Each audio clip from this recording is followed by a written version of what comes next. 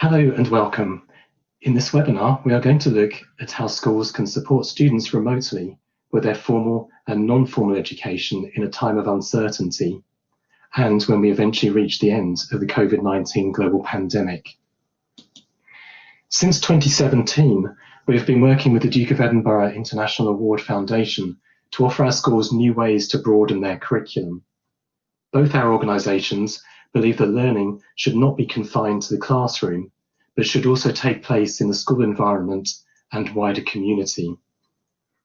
Many Cambridge schools tell us that they want to provide students with an opportunity to develop so-called soft skills, such as leadership, teamwork, and confidence.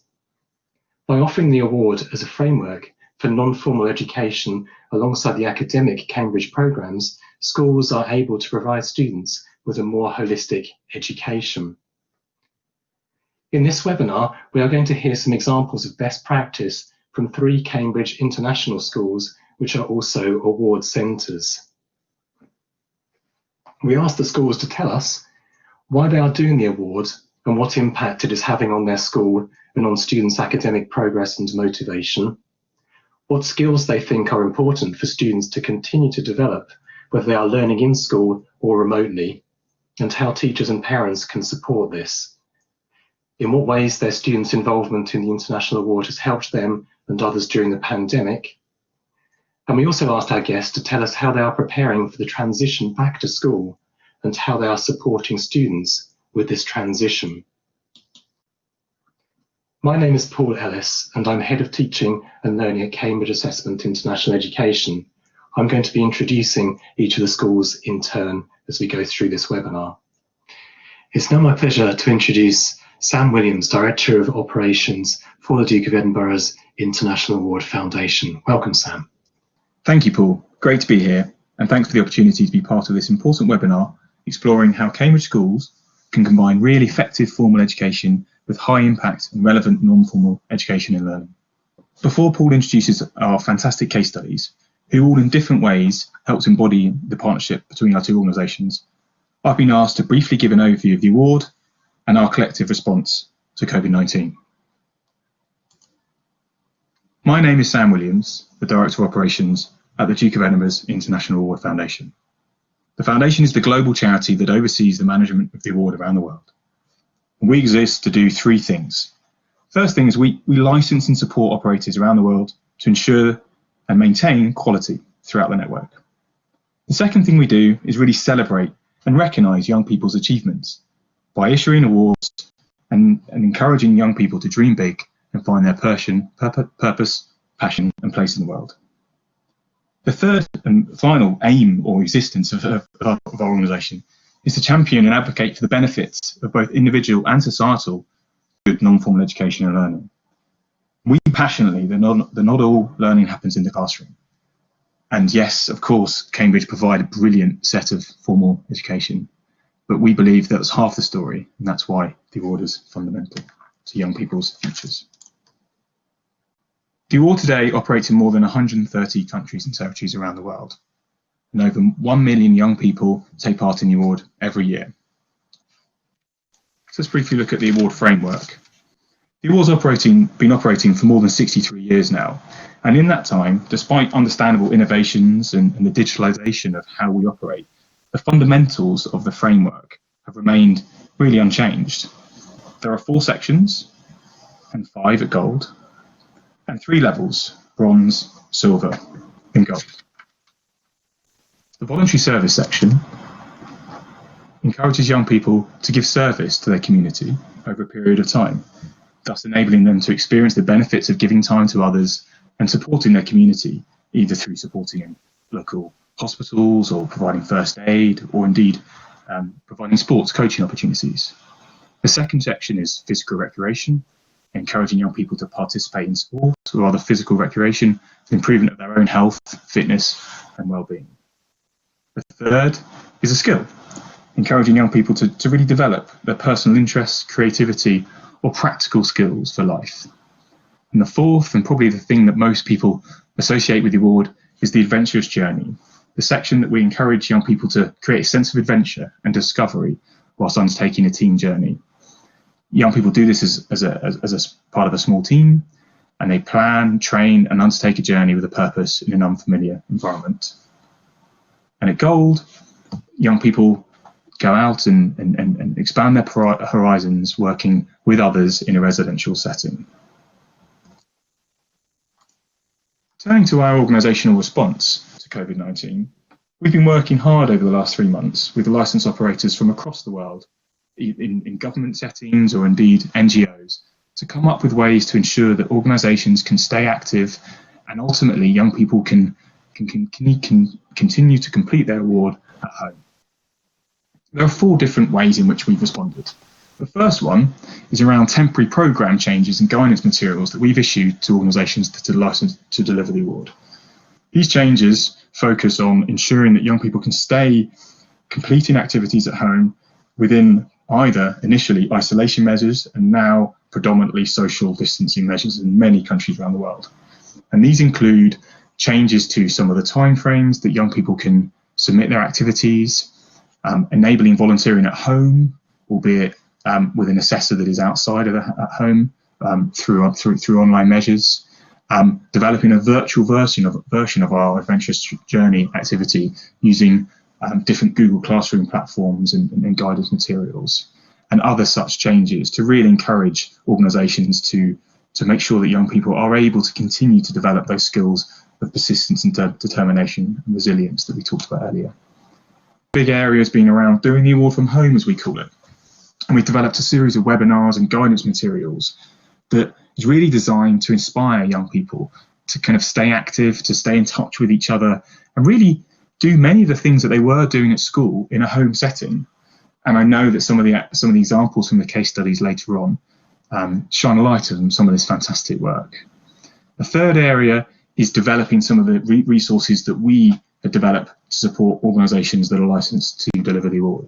So one of the best examples of this is a whole series of online training that we're in the process of developing for adults, some of which we've developed and some that is about to come.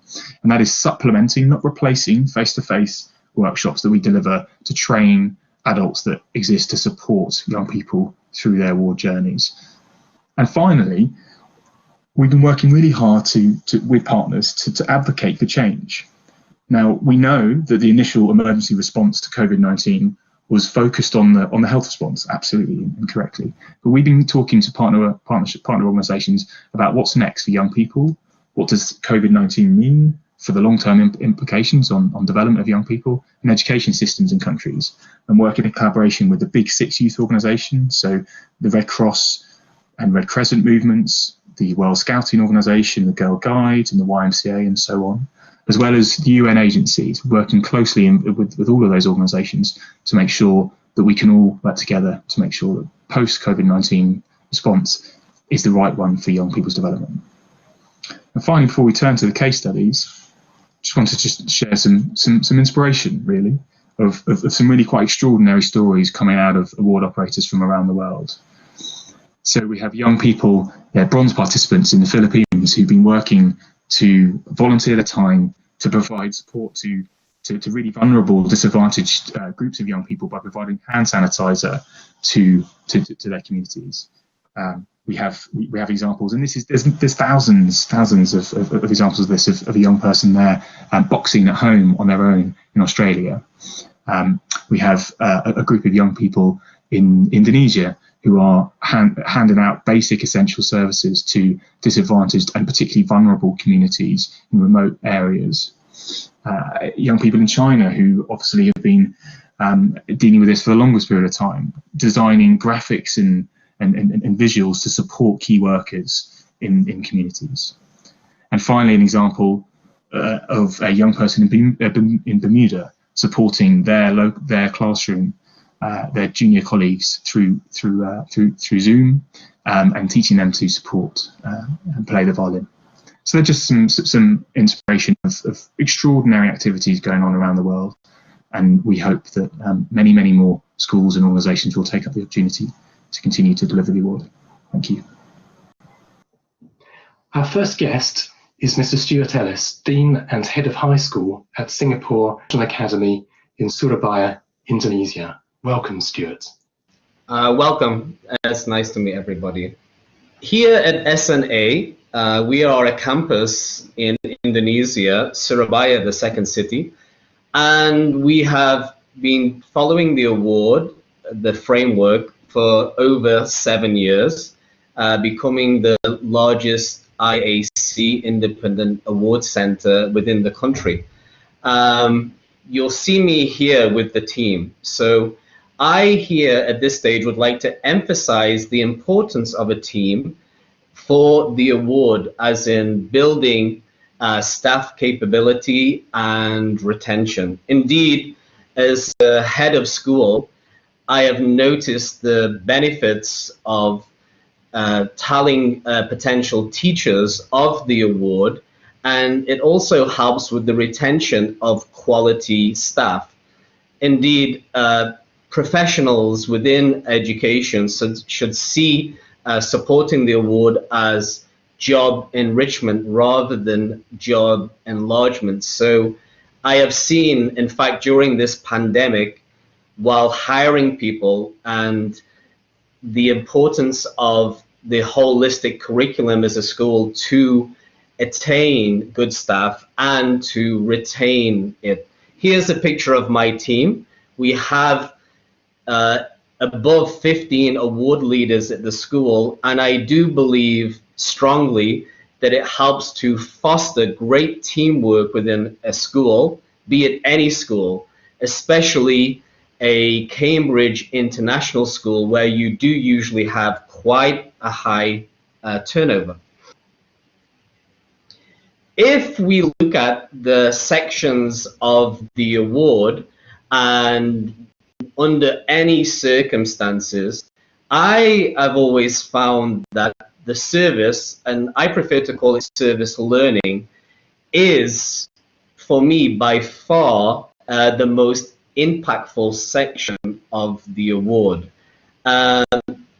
It helps that we have a certain framework, and it fosters students to do an activity which they would normally not do. Most students would usually do some kind of sporting activity or skill-based activity, but here this framework and this section really emphasizes the importance of students working with others and having some kind of service learning. I emphasize service learning because within that I believe it fosters a more holistic curriculum where the students will be building their own self-responsibility and self-regulation, and from the activities they do, building certain self-efficacy, which all will support certainly self-resiliency. And I believe during this pandemic and the corona situation, this is indeed emphasized the need of not only IQ, but the importance of EQ and SQ, the social quotient and emotional quotient. So as a school, during this time, I believe we've been able to emphasize how by doing the award, we are able to still have a holistic curriculum and not only be focusing on planning lessons to convey syllabus and knowledge. So this section of the award has really enabled this. And during the pandemic, the students have been able to coordinate service learning opportunities such as mass making, such as cooking and delivering parcels. So it's really been great to have that connection with the community. Skills are usually developed by most people, and students will usually be doing some co-curricular or some aspect outside of the school. However, having the award and being able to cooperate with other stakeholders enables you to have a stronger framework. So when we get used to working digitally and actually in the preparation of working online, if you have a framework like the award, it really helps you to think about a deeper impact on how to plan certain activities. So for example, if we're talking about variety within skills, you might be working with organizations like Toastmasters on public speaking. You might have a stakeholder like we do, Expat Indonesia, where the students are working online and can still make a digital magazine. Here, there's an aspect of they are talking about students working online during the pandemic and going beyond academics. So you have a very strong framework like the award with certain smart targets. It enables you as an organization to offer that variety. But when you are thinking of working online, it does give you certain benchmarks and smart targets to work towards to help you with the planning. So right now, when we are planning for 2020 and online learning and the preparation for students, enabling them to think about their online record book and making smart targets within the award really helps them to have a focus beyond the individual, and rather than just thinking of activities as co-curricular, these activities are more likely to be conducted online. They are more likely to be of quality when we have a certain framework and benchmarking. And definitely, if as a school or organization, we are working with other stakeholders within the community. Of course, athletic pursuit is always a very important element of the award and learning in general. Health and physical health is very much linked to emotional and psychological well-being, and this has been underlined, of course, during this pandemic.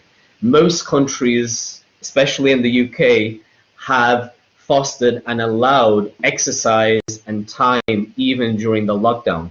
So every organization following this framework and the award will undoubtedly know that still having students follow that athletic pursuit and carry on their hours during the pandemic is supporting the students during this pandemic, not only physically that they're still active, but their emotional well-being and overall psyche. So it's been wonderful during this pandemic to see students still following yoga sessions, still following calisthenics sessions that's not only supporting their overall physique and health during this time where they might be less active, but helping them during this very challenging and emotionally stressful time.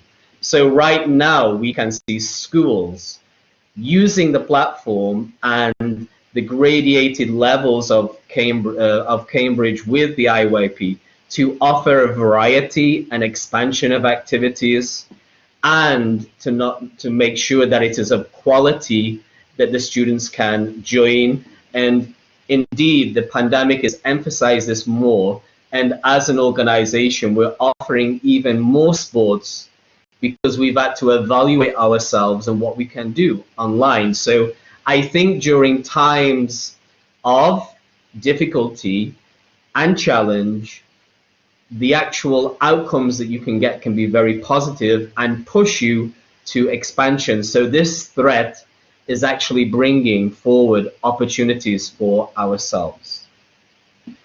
Of course, the adventurous journey is probably the most well-known, famous, and of course a very important section of the award.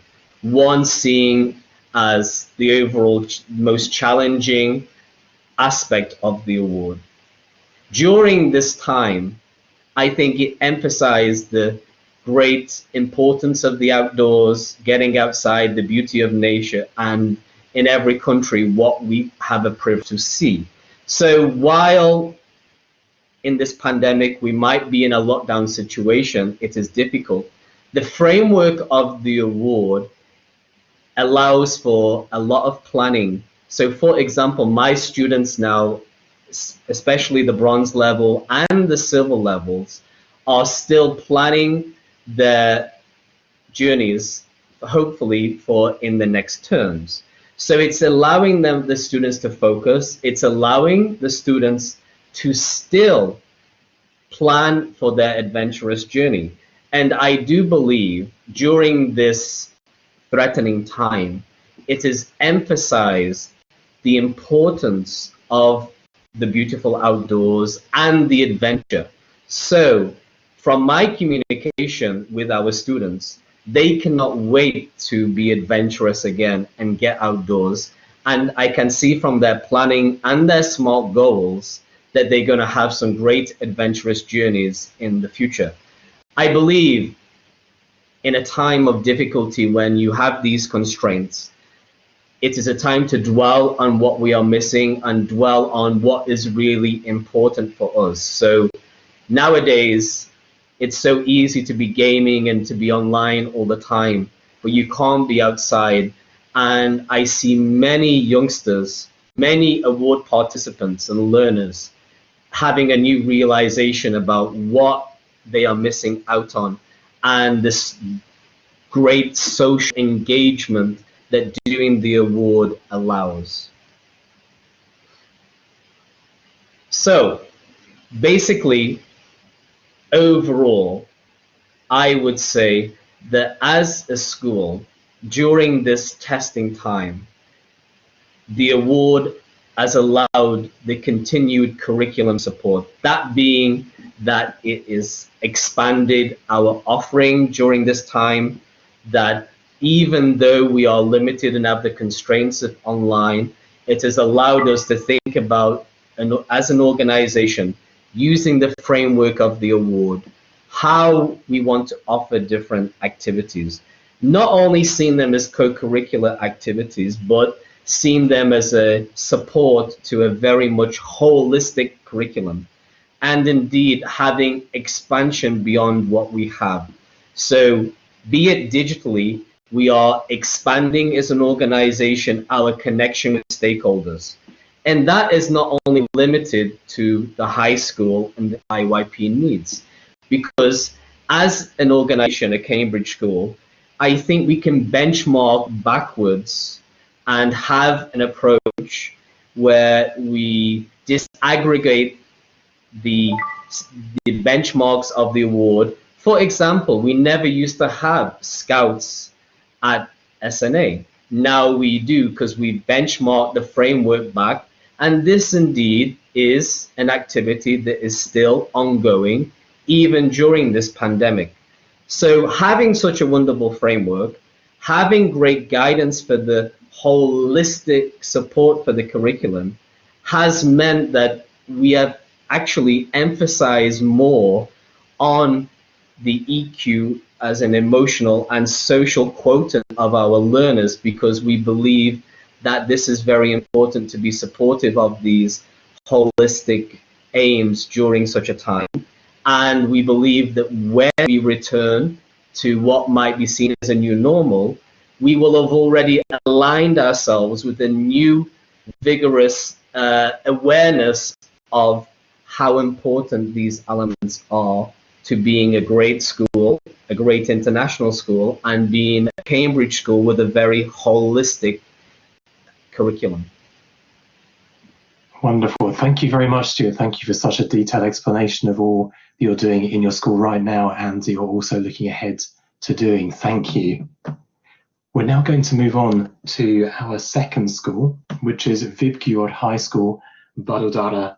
In India, the award is run by a national award operator, so you may again notice references here to the International Award for Young People, or IAYP. We are very lucky to have with us a teacher and award leader, Mrs. Riya Lalwani, and also a student and award participant, 15-year-old Ram Patel. Welcome to you both. Thank you so much. Hello, everyone.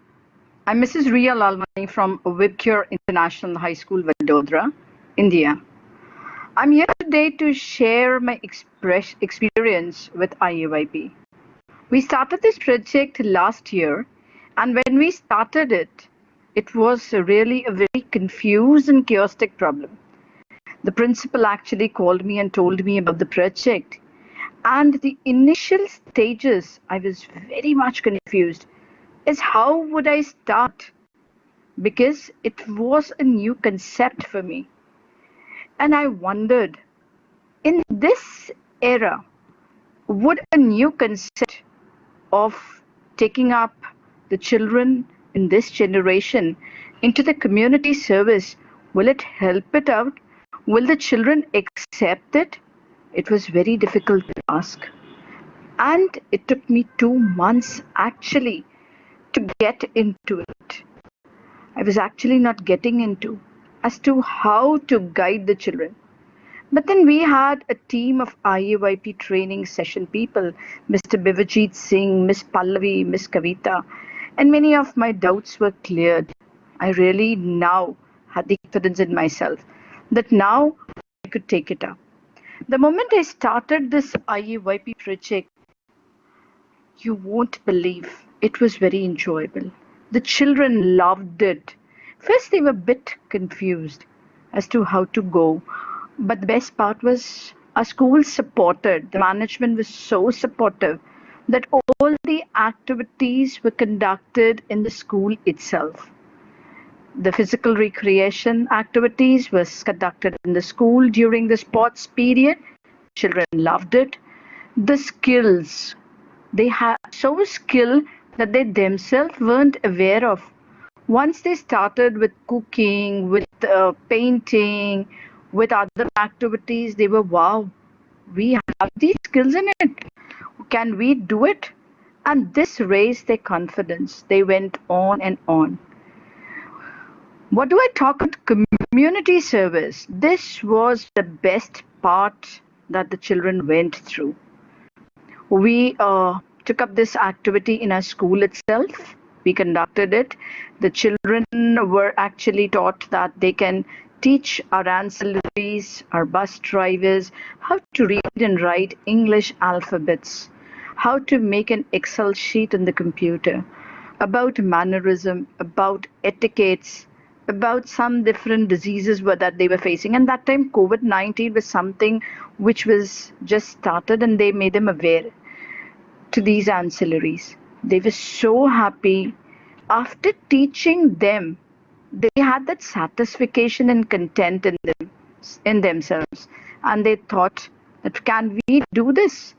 They were so happy that the other side, even the ancillaries, even the bus drivers too were happy. They were so close knitted to each other that in spite of these activities getting over, still they were in touch with each other.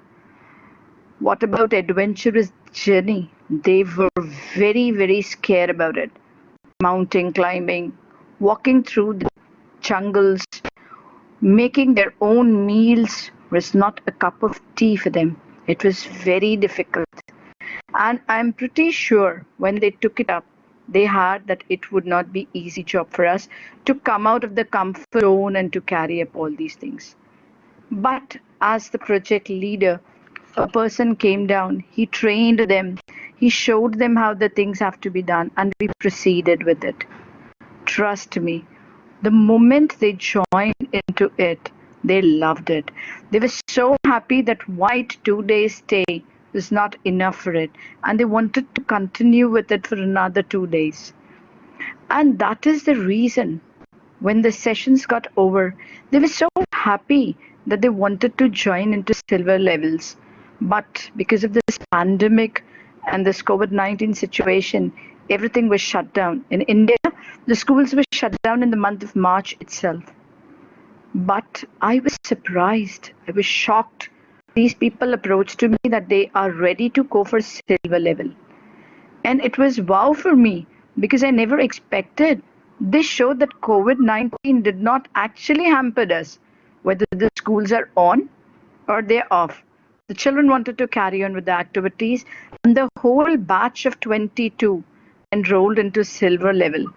I loved it. On the other side, I was thinking, will I be able to create a new batch for the bronze? As I have not met the students are new to me. I don't teach them since I teach them 9th, 10th, and 11th grades. So will they be able to take up? But yes, as it's always said, that the mouth of word is something which is the best thing which goes across everywhere. And these children, when I approached them, they were all ready. And I had enrolled around 19 students for bronze level, which was then shared in my school, and everyone was, wow, can this be possible? This showed that COVID-19 did not hit us anything.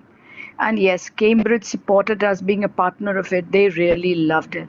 And then I had a batch of 19 students. You can see people doing painting, playing guitar, doing exercise. This is something which actually really, I would say, was appreciated by the parents also. They were so happy that, they could make it out. Yes, the children are being grounded. They are learning something. They are very educated to the minor communities. This actually program helped the children to be, docile, very grounded, and they did not have that attitude of yes, we are something. They just had cut down their attitudes. They started loving the people. They came closer to the minor communities, which was something which the parents were shocked to see. And the support that our school management and the parents gives us is immense, very helpful. This is how we are growing up in the IAYP activity. And I'm really thankful to Cambridge to support the IAYP activity. Thank you so much. Now I would like to introduce Ram. He's already cleared the bronze level and now entering into the silver level. And he has started the silver level activities in spite of all this lockdown. Yes, Ram.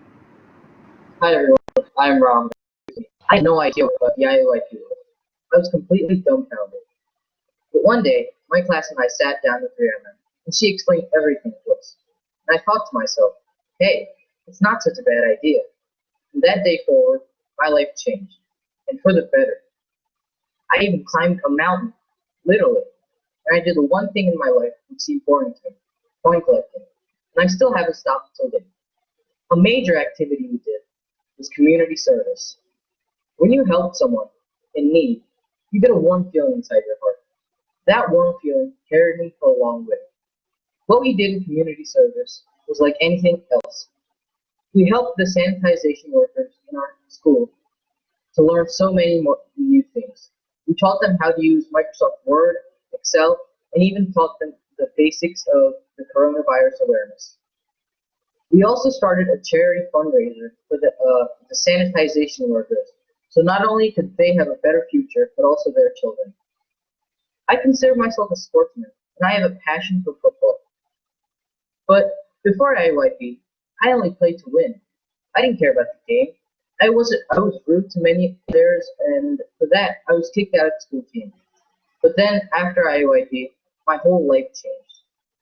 I started to see the way other people respected the game, and I respected it too, and the players. A few weeks later, after IYP, I could see a progression in myself. I could see that I turned over a new leaf.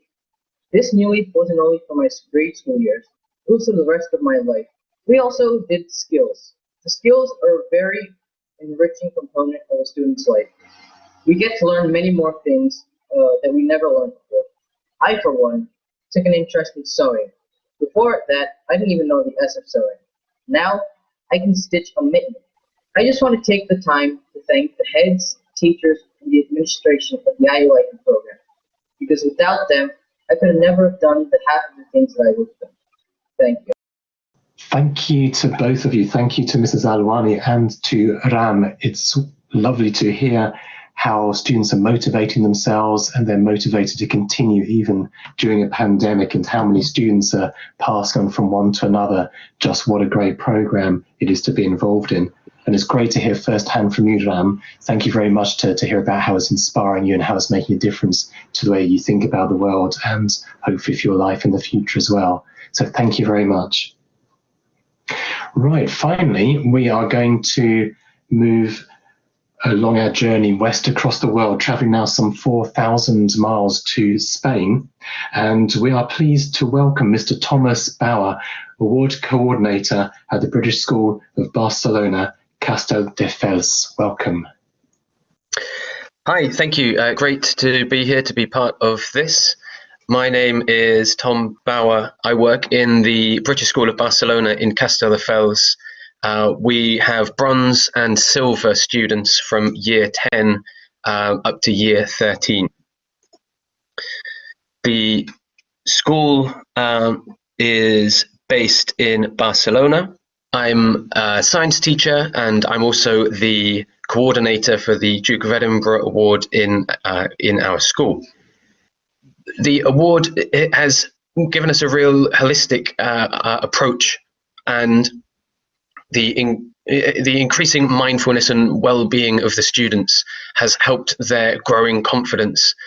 And there's evidence showing us that the mindfulness is linked to increased outcomes later in life, both academically and with their well-being. About 80% of our year 10 students participate in bronze. That's a group of around 80 to 90 students per year. We've got a smaller growing group of students that will take part in silver in both year 11 and year 12. It's quite hard for us to measure the actual impact that the award has on their academic progress, but it really teaches them life skills such as perseverance. It really sort of keeps them going. It helps them see that they can achieve the award. It helps their motivation, both for the more academic and the less academic students. Quite often, the students that struggle academically may well be the first to finish the award in a particular year, and that's great for their confidence and helping them with their school life. One of the skills that students have really had to cope with during COVID is how to change their activities. And the best way of doing this is in some creative way. So in increasing their creativity. How can they continue their each of their sections? And so many of our students have changed. This participant's initial SMART target was to be able to lower her 300-meter sprint time by 6 seconds, but that obviously changed. She couldn't go to her training ground anymore, and so she's carried on with maintaining her home fitness using online sessions at home, and she's now completed her physical recreation section whilst we've been in lockdown. It's also been helpful. We've had regular support from the global operation managers of the Duke of Edinburgh's International Award. And I think the main message that I've taken away from that is just to be positive, to find some way to make things work. We can always find problems with things. It's often much more difficult to find a solution. Just be positive. We can make things, can make them work. So many of our students have changed their activities. Probably the biggest hurdle that we had was the loss of regular contact. In school, we would see our participants 2 or 3 times a week, and we'd lost that. Our school's digital provision was changed over to Microsoft Teams. It's been very successful within the school, both for academic learning and also we've created a D&V channel. The biggest impact we had, though, was contacting students individually, sending them individual messages. The downside of this, of course, is it takes the most amount of time. In the last 3 months, many of our year 11 and 12 students who would have begun bronze in year 10 have used the lockdown time to get their ORB up to date. And as a result, we've had a recent surge in award submissions and award approval. Again, taking the positives out of this, students having time to go back and focus on what they're doing. This year 10 student has changed over. She was originally trying to reduce the number of fouls in netball matches, and she changed over to virtual cycling at home as she wasn't able to continue participating in team sports. I asked some of my students what they thought, how they had been helped by continuing with DofE during the pandemic, and they said it gave them motivation. One student said it gave her motivation to continue to practice her skills, her physical activity in her service. She wasn't allowed to go outside. She couldn't do her physical activity, and she carried on doing a daily workout so that she could be fit rather than lying on the sofa.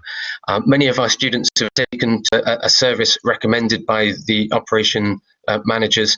Zooniverse is a very easy way of students giving an hour of service each week, and it's an online people-powered research site. And this particular student, wants to finish silver and as soon as possible carry on working with gold. All of this while we're still in lockdown, so continuing to keep her motivated. Other students have said that continuing with the sport has changed their whole mindset, helped them learn how to keep working for something even though obstacles have been placed in the middle. And different student, they've been given the motivation to keep doing the sport, keep helping me get better, to focus on my work. After the workout, I feel refreshed and the tiredness has gone away. The most difficult section for us to have carried on is the adventurous journey. Indeed, we had our practiced bronze expedition cancelled the day that our lockdown started back in March.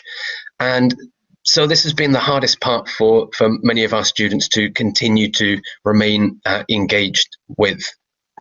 But I think the balance provided by all of the other activities has helped them to continue. And when we get back to school, hopefully in September, they'll be in a good position to continue. Those students that have missed out on their adventurous journey will be able to reschedule those in the autumn. And I think a particular thanks to the changes that have been allowed by the DofE this year, so that we can use the practice AJ as their assessed AJ. In particular, for students either who are leaving the school, we can still get them passed if they're moving on somewhere else. Students that want to be moving on to silver, and the main difficulty for us is we'll have another 100 bronze students wanting to start in September, and for the adventurous journeys that would have been cancelled, logistically, it would have just been too difficult. Many students wanting to carry on. Since COVID, we've had students that have moved on from bronze to silver, students that want to move on from silver to gold. So they want to continue even in these challenging situations and the challenges that lockdown has given, but knowing that at some point this will pass and we can get back to a more regular way of being.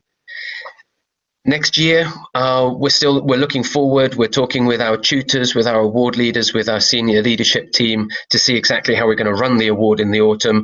We don't know at the moment, particularly for the adventurous journeys. There is still legislation that we're not aware of, how many of our students will be back in school. But once we know, we'll then be in a position where we can move forward. So thank you for allowing me to participate, to share some of our experiences over the last few weeks. Many thanks. Great, thank you, Tom. Thank you for sharing all of that. It's so lovely to hear such positivity, adaptability, and the ways that you and your students are seeking solutions for what to do throughout this time, and again, looking ahead too. So thank you very much. Thank you to all 4 of our guests who have contributed to this webinar. We wish you well as you continue with all aspects of education, both formal and non-formal, at this uncertain time. If you're interested in learning more about the International Award or about the ways in which Cambridge International is working with colleagues at the Foundation, please follow the link that you can see on your screen. Thank you for listening and keep safe.